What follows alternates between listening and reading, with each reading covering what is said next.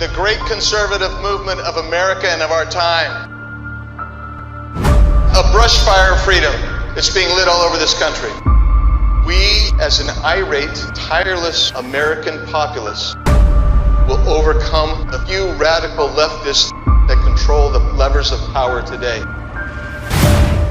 Joe Biden's failed economic policies has given us inflation like you can't believe, and the border is in disarray. It's amazing how few of the people commenting on this have actually bothered to go see what's happening. Well, Congressman Andy Biggs of Arizona actually went to the border. Biggs, where's Andy? Boy, oh boy, Andy. There's a guy.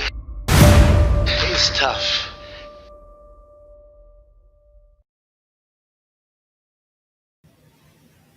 Hello, everyone. Thank you for joining me for another edition of What's the Big's Idea, our podcast that we have on a regular basis. I invite you to go to my website, look us up on social media. You can catch up on past episodes. I am so honored today. We have such a special guest. He's been, at least twice, right? With me before, Dr. J. Bhattacharya. Did I say it? Am I any better? I don't know how to pronounce my own name. My cousins make fun of me. That's perfect. I'm thinking I'm going to get it right if we do this more often. Maybe I need to get with your cousins and figure that out. Dr. Bhattacharya, he says, call me Dr. J. Please. Is a professor of medicine at Stanford University. He's a research associate at the National Bureau of Economics Research, a senior fellow at the Stanford Institute for Economic Policy Research, and at the Stanford Freeman Spogli Institute. He holds an MD and PhD in economics from Stanford University. Here it is. In April and May of 2020, we did podcasts together. I'm excited because he's been a voice for reason and rationality through the entire COVID episode, quite frankly. And for that, he's been ostracized, vilified, attempted to cancel him, death threats, the whole thing. And that's just unacceptable. But he's really one of the most cogent speakers on this topic that you'll find. And we're going to talk today a little bit about pandemic amnesty, the Biden COVID response, and what's Biden's future pandemic plan. And to get us started, and we're going to riff all over the place probably. To get us started, let's have this clip, please, Paul.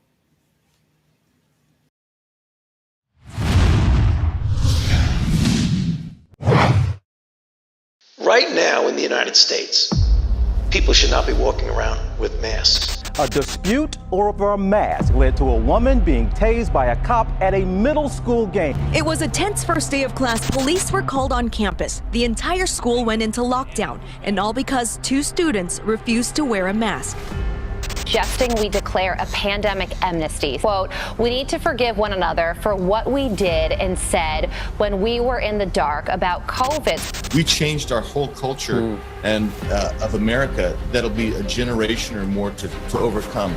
Record low reading and math scores reveal the impact of school shutdowns. New test results show a significant drop in test scores and learning for elementary school age children in the United States. The decline in reading and math for 9-year-olds were the largest in several decades. You're really criticizing science because I represent science. While the vaccines provide strong protection for the vaccinated, my message to unvaccinated Americans is this: our patience is wearing thin. I knew these vaccines were not going to protect against infection. People who have already had the virus be recommended to get the vaccine as well. The answer is yes. But she's had the flu for 14 days. Should she get a flu shot? Well, no. If she got the flu for 14 days, she's as protected as anybody can be, because the best vaccination is to get infected yourself. Reactions would be most common from these vaccines? Well, generally, the most common reaction is what you see with most any other vaccine.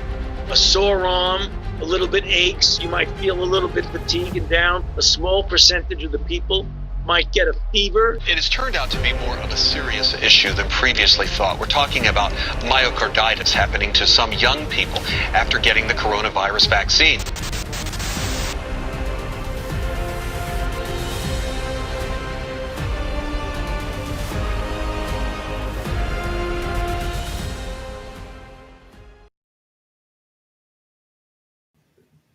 Dr. J, when we start talking about accountability, deterrence, so we don't do this again, I just want to talk about the groundwork and lay some groundwork here.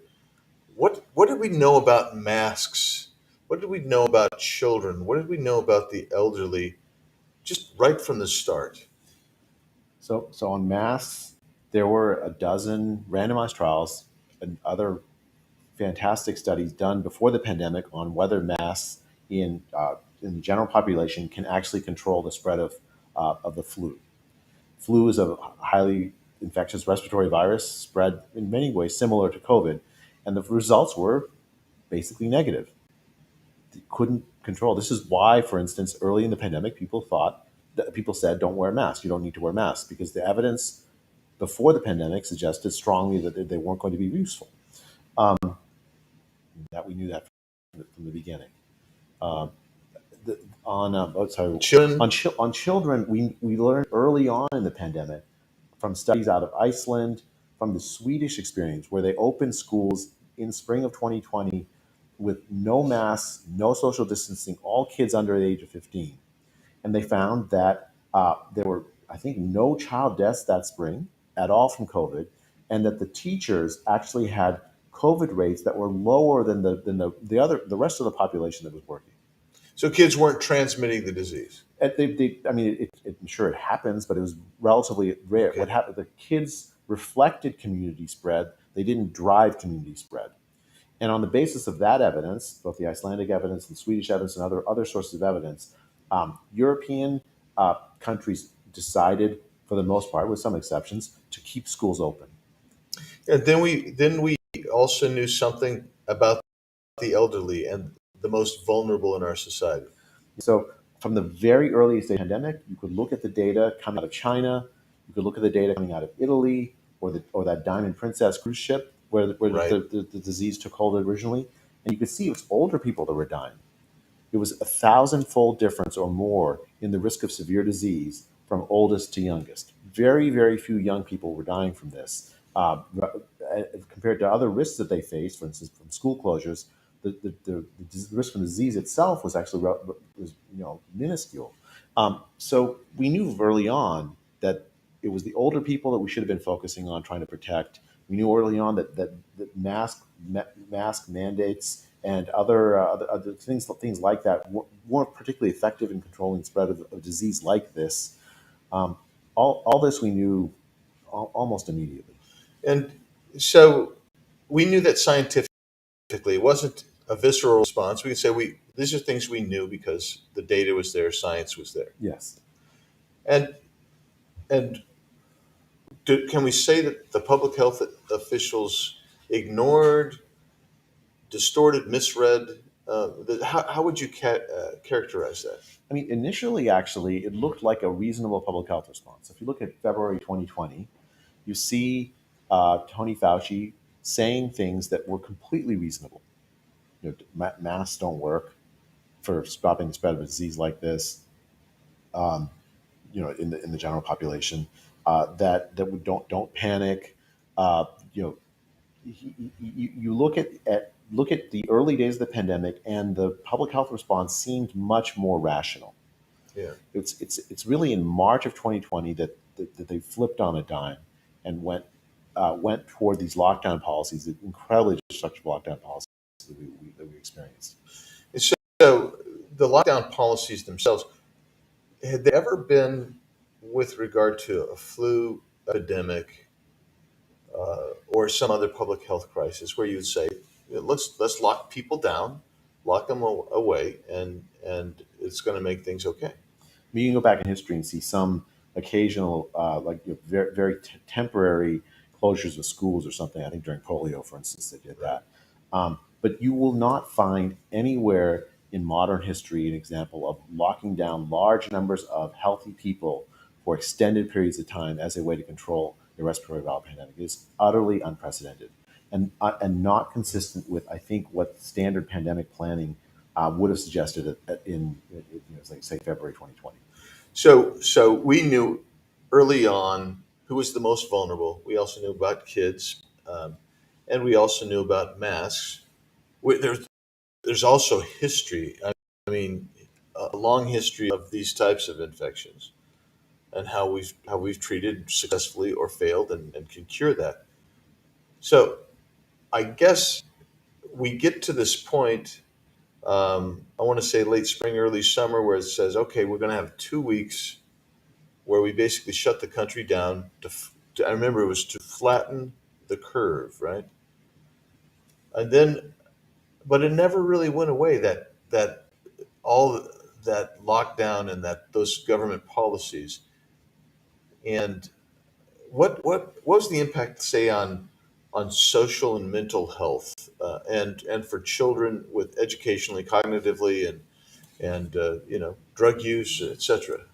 I mean, I think effectively the policy was to tell everybody that other human beings are biohazards, to avoid the contact of other human beings in any way, shape, or form, especially their breath. That was the idea, right? Yeah. Inevitably, it had negative consequences on the health and well-being of people. Yeah. Nearly everybody that was exposed to this. So in July of 2020, there was a study done by the CDC, that large-scale survey in the United States found that 1 in 4 young adults had seriously considered suicide the previous month. During that lockdown period. Yeah, this is right. In fact, it was right after the lockdown had been lifted in many places. It was like May they were mostly lifted, late May. But in June of 2020, 1 in 4 young adults seriously considered suicide. The alcoholism rates rose sharply. Suicide strangely didn't go up that first year, but we're starting to see suicide rates go up now. There's long-term consequences for isolation of elderly people, even, right? Yeah. So, like the deaths of dementia, deaths from dementia, which is often in nurse settings, they rose 20%, having nothing to do with COVID in that first year. In poor countries, the effect of the lockdown was especially pronounced. The UN started putting out estimates that there would be 130 million additional people that would face dire food insecurity, starvation, as a consequence of the economic dislocation caused by lockdowns. Remember, lives versus money? Yeah. It was always lives versus lives. It was always lives versus lives. Is that if you take an impoverished country and you break its supply chains, which is essentially what Western countries did, the pointy end of that is poor people living in those countries who are on the edge of starvation anyways, plunged into deep poverty from which they will never escape. And I think like in March of 2021, there was a UN estimate that 230,000 children had died from starvation. Additional children died of starvation as a consequence of the economic dislocation of lockdowns in South Asia alone. So this, I mean, and I guess we've talked before about one of the most disturbing things for me was to see how quickly Americans acquiesced in surrendering their rights, right, and to basically public health officials who were telling politicians and government officials, yeah, you need to do X, Y, and Z, and we did it. I mean, Americans did it, and we're still kind of under the gun there with say vaccine mandates, whether you're in the military, going to certain universities and colleges and young people.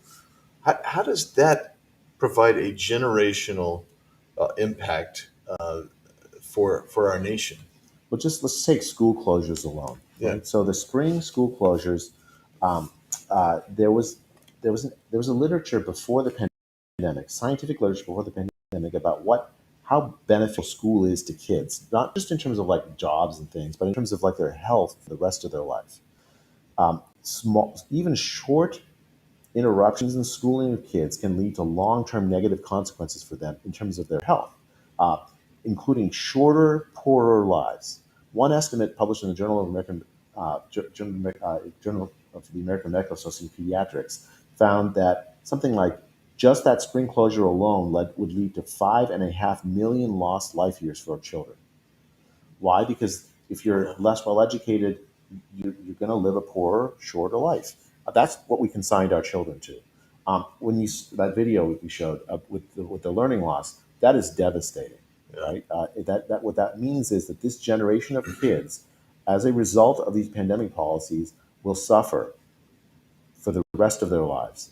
It won't. They won't. You can point to say people won't necessarily point to say the pandemic or the school loss of learning and learning. But what caused that? It was our panicked overreaction by closing schools that caused that. Yeah, and so I mean, we could talk about the politicization of this thing because what drove those closures of schools? Was it scientific data and policy, or was it the teachers union saying, we don't want to do it, or something else?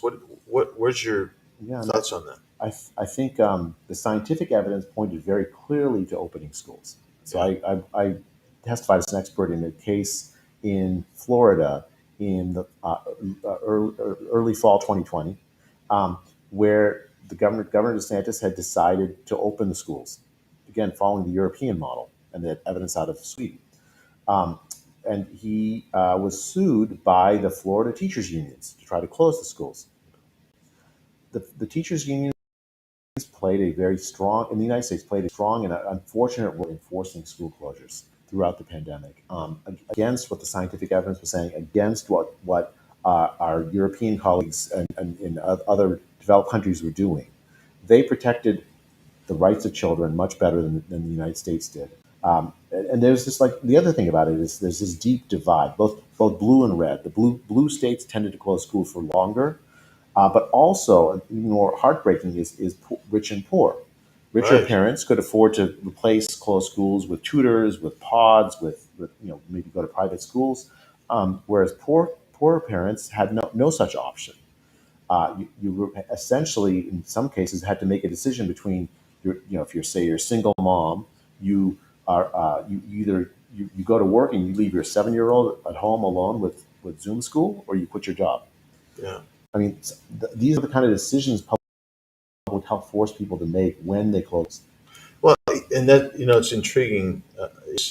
Is we also saw, I saw one study in the LA area, and I think after something like 40% of students never even logged in one time, and then another 25-30% after the first login never went back. So you just saw this avoidance of going to school altogether, which is going to have lasting effects. I mean, it's a generational inequality we've caused. Yes. Generational inequality. When we look backward 20 years from now and say, okay, why has inequality risen? It's that one decision. Yeah. Really responsible. There's another impact that we haven't really talked about. We didn't touch upon earlier today when we were talking, and most people aren't talking about this, but I think it's critical to appreciate this. We also devalued our currency. I mean, the first initial COVID aid packages came in, and they actually replaced some lost income and wages through these lockdowns. But then we kept piling on, which with absolutely non-productive money, which devalued our currency, which has led to the inflation that we're in today. If you print trillions of dollars, or you borrow trillions of dollars in order to have these kind of stimulus packages, and the velocity of money doesn't go down, you're going to get inflation just by the physics of it, more or less. Yeah. So it's not at all surprising that we're seeing inflation. The inflation itself is a lockdown harm. Yeah, and that's why I bring it up. I mean, because it's amazing to me that there's so much. I can't remember if we even talked about the voting laws that were changed. Just a generation where we readjusted everything and changed the very trajectory of the United States of America. I mean, I think this is a central event in American history, a signal event in American history. We'll remember it the same way we remember, say, the Great Depression or some wars. It really is one of these things where it's changed the trajectory of the United States in inalterable ways, and not necessarily for the better. And that leads me to what this initial topic was supposed to be about. But I'm working my way back around to it, and that's this desire for amnesty, which is kind of an odd phrase to use, but it was used in a recent article in The Atlantic, and I'm not, the term amnesties, I'm not sure that that's the right term, but basically what they've suggested, let's just forget about it. We didn't know much. But that's why I asked you, what did we know? Because I happen to know that we knew a lot about what we could do and what we shouldn't do early on, and and there are some things I'm not advocating for criminal conduct, but there has to be some kind of way to specifically deter an individual who is a public health bureaucrat who foisted this horrible generational problem on us, and also to have more generic deterrence so that other people who might abuse power and authority like that would step back and say, I don't want that. And have you given any thought to that at all? I thought deeply about this. I think okay. So first, let me answer a question you didn't quite ask, but let me answer it anyway. So Yeah. for if your in-laws didn't invite you to Thanksgiving because you weren't vaccinated, Right. and now they're going to invite you, I very strongly recommend forgiveness. Like the personal harms that people did to you, the insults The or slights. whatever. Yeah, I think we have to work. We're still one country. We're still one people. We have to come together, and all of this we just have to. I mean, I think the power of forgiveness can't be overstated. Like that's really, I think it's really quite important. So I think that on that side is one thing. So forgiveness for people, I think, is really important. But for systems, we have to hold them systems accountable. We have to reform the systems. And when you say people, again, before you get to the systems, I'm thinking of so many things. You're talking about interpersonal relationships and whatnot, I would Yes. assume. I mean, but what do you do with, and this is maybe where you're getting with systems, what do you do if you were the small entrepreneur who lost their life savings in their business, maybe, and then the ramifications that go with that, sometimes lost marriages and lost family relations that happen because our government said, well, we're going to keep the big box, but all you small mom and pops, we're going to close you up. How do you, is that where you're going to with the systems? Yeah, that's what I'm going with. Okay. So I mean, maybe there's an intermediate point about leadership, Yeah. right? So many leaders in public health, in politics, in journalism, failed pretty fundamentally. I personally, as a public health scientist, I blame public health primarily because we, who should have been giving the right advice, or at least permitting a debate to happen so you could see the range of opinion, didn't do that. And so politicians were misinformed. Journalists chose their favorite scientists, generally public health bureaucrats, very powerful ones, and amplified that narrative. But whose fault is that? I blame the public health bureaucrats who should have been much more open to correction and debate. And not to digress and get down the rabbit hole too much, but you experienced that where the debate was prevented from happening, and I saw you and Dr. Ioannidis, another guy who I never get his name right, Dr. Atlas. There was some doctors out of New England, professors that I talked to. They were routinely censored. Now, the environment is unlike anything I've ever encountered in my scientific career or my academic career. I think normally it's part of science to disagree. Like we may look at the same data set and come to a different conclusion about it. That's absolutely normal. And then we think of other experiments to do to try to resolve it. I mean, that's just the scientific process. Here, what you had was essentially one man, Tony Fauci, who took on himself the mantle of science itself.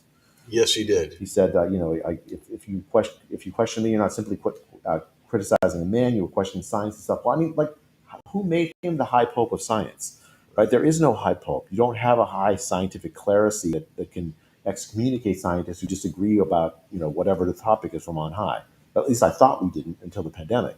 And I think leadership has to be held responsible for that in appropriate ways, right? So if you failed as a scientist, in authority to make to sort of see correctly, well, you should lose your reputation around that, right? Especially if you made incredibly damaging decisions. If you were president of a university and you made decisions that harmed the kids at university by forcing them to take a vaccine they didn't really need, despite the evidence to the contrary. Myocarditis. Especially for young men. I think, or you didn't protect academic freedom in your institution. Well, I mean, that's your job as a university leader. I think those kinds of like assessments of leadership and what happened during the pandemic need to be made and honestly made, with the consequences being that some people who were leaders should lose their positions, some people who were leaders should lose their reputations. I think that's normal. That you do that even outside of the pandemic. If a leader makes a mistake or that's even damaging, even if it's not fully their fault, because just by dint of being in leadership, you take responsibility. Yeah, I'm thinking as you're talking. I think Tony Fauci. I think Deborah Birx. I mean, the CDC. For a good long while, I was following their daily updates. What are the recommendations? And they were all over the ballpark, contradictory. And then I think of right now DoD, Department of Defense, and we have young men and women who are told that they cannot remain in service. We have people that we have spent millions of dollars training and who are absolutely essential to our military readiness, that we're literally thousands that we're sending away because they won't get a vaccine that does not have full even FDA approval, but has what's I thought was supposed to be limited emergency use approval. I mean, those individuals, as you say, should be held accountable. Yeah, I mean, I believe very strongly in forgiveness, as I said. I think that should be an important part of this conversation. Amnesty means what? Forgetting. Yeah. Amnesty means, and maybe there's some people who we say, okay, it's you were misled or whatever. But I think before we can have that conversation about amnesty, we should have a full and thorough, true, honest COVID commission, like a church commission or something, that assesses the origin of the virus, the role of the NIH in that, and especially though the pandemic response. What was really known? Why were policy decisions made? Were other experts considered? Why were they? What was the decision? What was the process that led to the decisions? What were the harms? And then, the idea is not mainly even just hold people responsible. The idea is to how can we, whatever damage is that there is to repair, how can we start to repair it? You can't do that unless you take an honest stock of what happened. I agree with you. I mean, and I think there's so many people that are going to have very long-lasting effects from the policies that were put in place. The feds generally only issued guidelines. I mean, that's their out. Is they're going to say we only issued guides, but it was the state and locals that issued the mandates. But you know what? Those mandates seem to all been predicated on the guidelines at the federal level. I mean, that is such a cop out. Yeah. Right. I mean, those guidelines had the effect of law. Right. So courts enforced non-compliance with those CDC orders. If you went to court and said, "Oh, I followed CDC guidelines," that was enough to protect you. Right. From a whole range of things. I was an expert witness throughout the pandemic on anti-lockdown cases, anti-mask mandates, anti-vaccine mandates, all pro bono. What I saw over and over was a reliance on those guidelines to either to convict people for violations, or the reliance on the guidelines to say, look, we shouldn't be convicted. Those guidelines had the effect of law. Yeah, and I'm just concerned that Congress may not to do to hold people accountable. I understand the forgiveness aspect, but there has to be accountability so we don't do this again. Yeah. Well, we have to at the end of this process. If we have I'm hoping that we will have an honest COVID commission. Yeah. When that happens, the end point I hope will be that lockdown is a dirty word. That we think of it in horror, and that if the next time there's a pandemic, we will not imagine using it, because of the honest evaluation of it has led us to decide that it is something we should never use again, like a chemical weapon or something. Right. Doctor, uh, few people spoke with as much force and clarity and courage as you did, and I appreciate that. And it's it's great to have you here. I mean, we did this by Zoom before, right? So it's great to have you here in person in Washington D.C. And what can you say about what else is going on? I mean, it just continues to go, and this is the thing about when somebody starts talking about amnesty. In my mind, I don't know how. I'm with you. It's amnesty is where you forget about it. You just add. You're absolving somebody from any wrongdoing or culpability, but it's still ongoing. It is still ongoing as we sit here, and it has got to stop. And when it does, then maybe we can have for some people at a lower level. But Yeah. the leaders who have foisted this upon us, I think I said probably early on that the public health administrators will be looked back very very unfavorably and judged very unfavorably by history. I think for many of the leaders, that is their worst nightmare. Like, Yeah. many of the leaders that enter these kinds of professions, take Tony Fauci, they want to be remembered by history as great healers. Yeah. And if history remembers them as failures at the critical moment of their careers where they had such great responsibility, as failures, that is a tremendous penalty. I agree with you, and I think history will judge Dr. Fauci and others um, very negatively, and they will say he had information. I mean, one thing you mentioned lightly on, and I'll just touch on it before we go because I think we're probably over time right now. Is the gain of function research in that was being funded by NIH, and right now it's my understanding there's one university that's again doing gain of function research in the United States at a university in the Northeast. So, I mean, we're still doing this. You're absolutely right. So there's both the need to make the policy right, to make good the people that we harm by the policy, and then have an honest assessment of the policy and the leadership so that we can make changes and reforms so we never have it happen again. yeah. Well, I appreciate everything you did and that you continue to do, and hope we get to talk again soon. It's a real honor. Thank you, sir. Thank you. Appreciate it. Please join us again next time on What's the Big's Idea? And you can catch me at bigs.house.gov and all my social media. And I put the thing down. Do you have any social media that you can? I do. I'm on Twitter, although which is a strange thing to say. But it's Dr. the letter J Bhattacharya, Bhattacharya. Every third letter's a name. Dr. J Bhattacharya. Please follow him. You'll get a lot of great information, I guarantee it. Thank you.